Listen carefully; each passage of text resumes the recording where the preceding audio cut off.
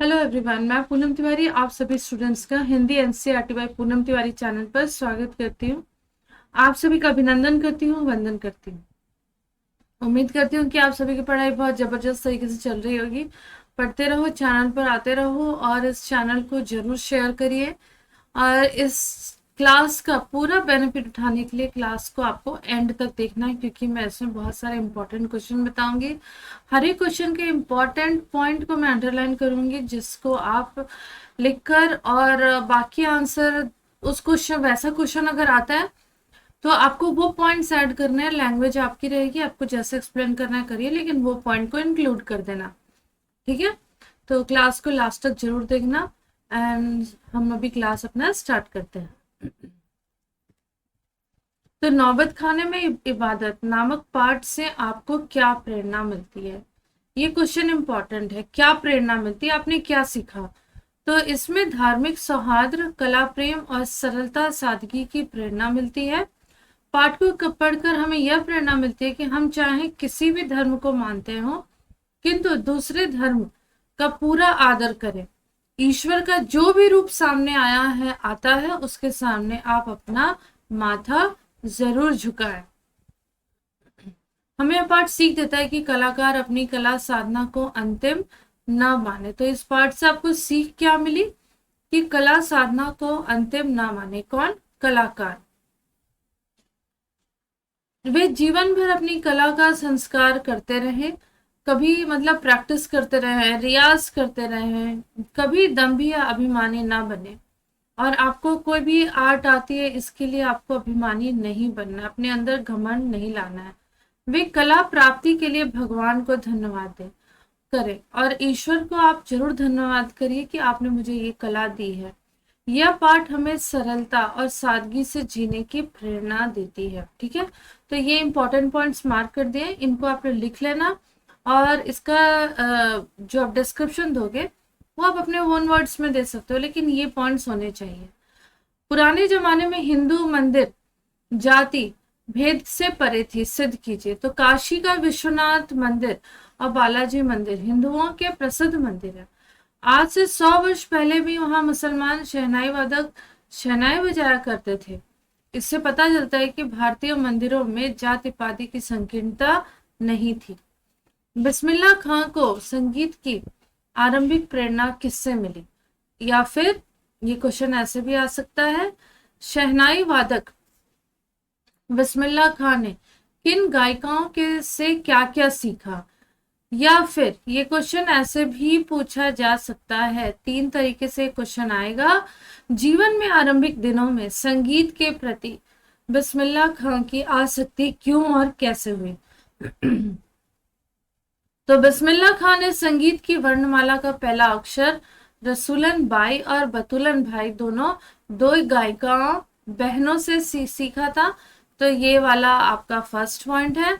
जब अमृतुन सहनाई का रियाज करने के लिए बालाजी के मंदिर जाया करते थे, तो रास्ते में इन दोनों गायिकाओं का क्या मिलता था? घर रहता था। तो उनके मधुर स्वर सुन के वहां से जाते थे, और वहीं से उन्हें संगीत के प्रति रुचि हुई। बिस्मिल्लाह खां खुदा से विश्वासपूर्व क्या मांगते और क्यों? तो वो विश्वासपूर्व सच्चा सुर मांगते कि कभी मेरे सुर में कभी भी किसी के प्रति नेगेटिविटी ना आए, गलत ना मैं बोलूं, कभी घमंड ना आए, और मेरे सुर को हमेशा सबके सच्चे सुर बनाना। वे अपनी कला में और अधिक प्रभाव चाहते थे। वे चाहते थे कि शहनाई के सुरों से श्रोताओं की आंखों में वो आंसू ला दें। बिस्मिल्लाह खां मुहर्रम किस प्रकार मनाया करते थे? तो वो पूरी श्रद्धा, आस्था और भावुकता के साथ मुहर्रम को मनाते थे। वे पूरे 10 दिनों तक शोक मनाते थे। वे इन दिनों न तो स्वयं शहनाई अथवा या अन्य वाद्य बजाते थे। वे उनके परिवार का कोई वो और उनके परिवार का कोई भी सदस्य जो था, वो न तो किसी उत्सव में जाता था, कैसे भी उत्सव में नहीं जाता था, संगीत उत्सव में भी नहीं जाता था। और 8वीं तारीख को दाल मांडी के से करीब 8 किलोमीटर की दूरी तक नोहा बजाते हुए वो चलते थे। ये भी एक इंस्ट्रूमेंट है। इस दिन उनके साथ हजारों लोगों की आंखें भी आंसू से नम हो जाती थी। किस घटना से पता चलता है कि बिस्मिल्लाह खां के मन में बालाजी के प्रति सच्ची आस्था थी? तो बिस्मिल्लाह खां के मन में बालाजी के प्रति सच्ची आस्था थी। जब वे काशी के बाहर होते थे तो कुछ देर के लिए मंदिर की तरफ मुंह करके शहनाई बजाते थे। जिस तरह से मंदिर होता था उसी उसी दिशा में वो शहनाई कर बजाते थे और वे बालाजी के प्रति प्रणाम कर लेते थे। बिस्मिल्लाह खां के मन में काशी के प्रति क्या अनुराग थे? तो उनके मन में अनेक कारणों से गहरा अनुराग था। उनके पूर्वज काशी में ये बसे हुए थे और काशी के विश्वनाथ मंदिर और बालाजी की ड्योढ़ी पर शहनाई बजाते थे। वे गंगा मैया से बचपन से ही वे गंगा को मैया कहते आए हैं। वे भले ही पले बढ़े और वहीं पे सीखा था उन्होंने। उनका पालन पोषण स्कूल वगैरह सब वहीं काशी में हुआ था और काशी के प्रति वह सहानुभूति अनुराग रखते थे। काफी इमोशनल अटैचमेंट था उन्हें काशी के प्रति। अब्दुल्ला खान ने की शिष्या ने उन्हें किस बात पर टोका? तो उन्होंने जो उनकी शिष्या थी वो स्वाभाविक रूप से गुरु का मान सम्मान चाहती थी और उन्हें गरिमापूर्ण वेशभूषा में देखना चाहती थी, परंतु जब वे उन्हें मेहमानों के सामने भी फटी तहमद में देखा तो उनसे रहा ना गया और उसने सद्भावना और सम्मान प्रकट करते हुए खां साहब की फटी तहमद न पहनने के लिए टोका। बिस्मिल्लाह खां के मन में संगतकारों के प्रति क्या स्वभाव था या फिर कैसा भाव था उनका? तो बहुत ही वो सहानुभूति के भाव रखते थे। वो घंटों रियाज करते थे, लेकिन फिर भी जो कुछ गायक कलाकार होते थे उन्हें पूरा सम्मान नहीं देते थे। इस बात से उन्हें उनके मन में दुख था, फिर उनका मन दुखी था। लेखक ने गंगा जमुना संस्कृति किसे कहा है, वह इस पर क्या टिप्पणी करता है? तो हिंदू मुस्लिम संस्कृति के मेल जोल को वो क्या कहते हैं? गंगा जमुना संस्कृति कहते हैं। लेखक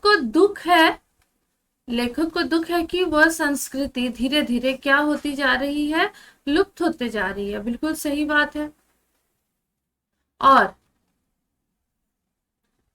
लुप्त होते जा रही है। मुहर्रम, ताजिया, होली, अबीर, गुलाल की मिली जुली संस्कृति अब इतिहास बनने जा रही है।